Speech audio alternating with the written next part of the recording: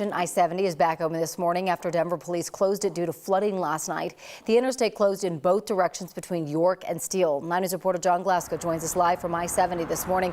John, multiple people were rescued from their cars after the heavy rain there. Yeah, that's right. And much of that water that we saw from the flash flooding has drained off of the interstate here this morning. You can have a look here and see that traffic is back to normal that it would be at this time of the day. As Eric had mentioned, both the interstates are open. But all that heavy rain that came down had the fire department busy last night. This is video from a viewer along 38th Avenue near Blake in the underpass. Children, even a baby, being carried to safety by Denver firefighters last night. Denver Fire says 8 people were rescued at that location, and then another 11 were rescued from floodwaters at I-70 in York, which is where we're at here this morning. Cars were stuck underwater in both lanes while a line of drivers sat in traffic on the closed interstate. This is part of the interstate that was lowered in the Central 70 project. CDOT says that the drainage system is still under construction and that it's not complete yet. So when it is finished, though, it will be able to withstand a 100-year storm. So the fire department says that everyone is doing okay this morning.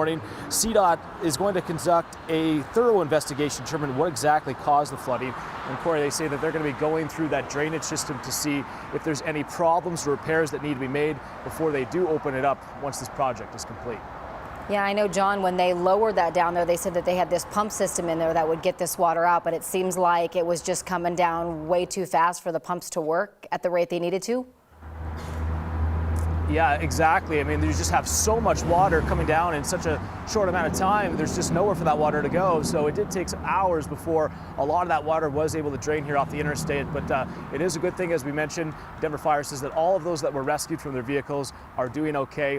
Now it's a matter of figuring out whether or not there is a problem here with CDOT's Central 70 project. But so far this morning, it looks like all that water has drained out of here. Well, that is good. And it's great that no one was hurt, because that video is scary for families, absolutely, that were stuck there yesterday. John, thank you.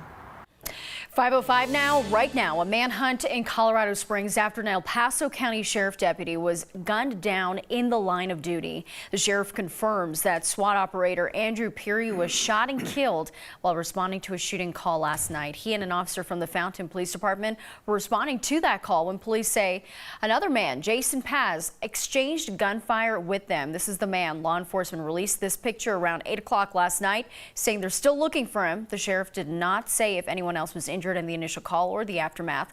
According to our news partners at KRDO, Peary was married and a father of 2 children. He'd also been with the El Paso County Sheriff's Office since 2016.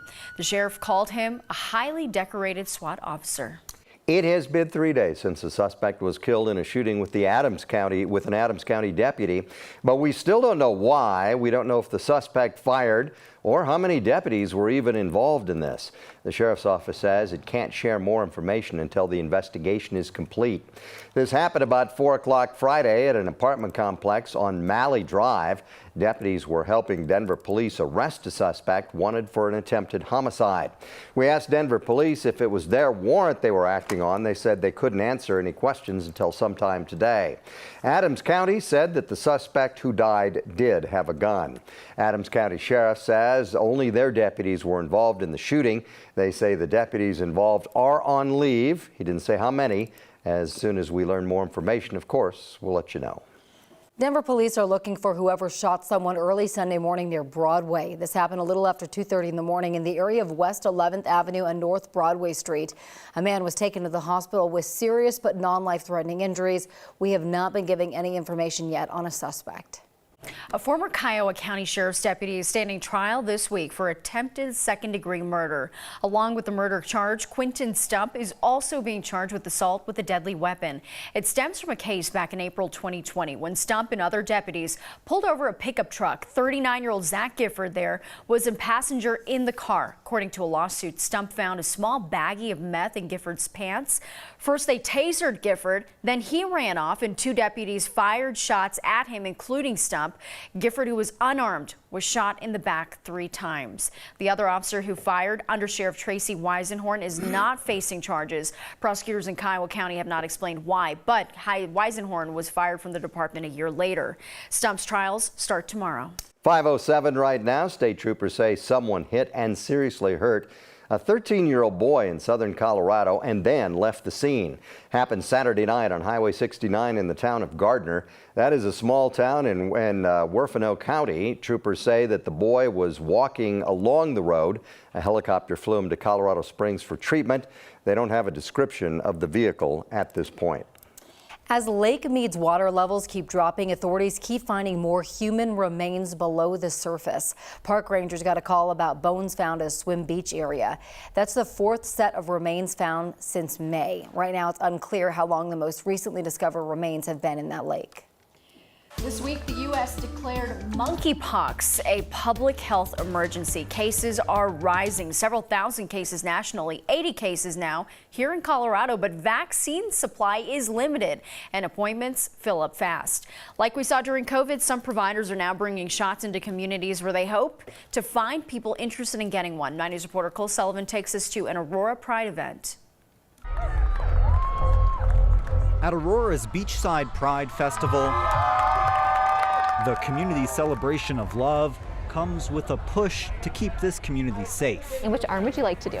Caitlin Silverstein and her team from the Tri-County Health Department set up shop just outside the festival gates. So we got here and there was a huge line already waiting for us. The line of people looking for a shot to protect them from monkeypox. People like Carlos Thomas. He's wanted a shot for about a month, but couldn't find a provider that still had doses. I did call a couple of numbers and see about getting on a list, but I hadn't heard back from him. So I thought, well, if I'm here and I can do it, I'll do it.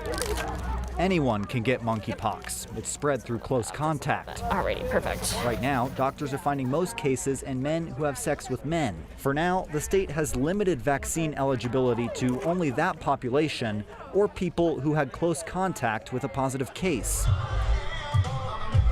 Tri-County Health came here to Pride, hoping to reach anyone at risk who wanted a shot. We knew this event was coming up, so we wanted to make sure we were here and providing vaccine. Silverstein says they plan to be here as soon as they got doses, but they still don't have enough. So we'll be reaching out to you when we do have a dose available. It's a 2-dose vaccine. Right now, Tri-County is only giving first doses to protect as many people as possible. Nobody wants to have that kind of pain. Thomas says avoiding the pain of monkeypox makes Just a little pinch. worth the protection. Good job. That was it? That was it. Tri-County Health gave out about 250 shots at the Pride event. The nurse manager we spoke with says the supply of vaccine is going up, but so is demand.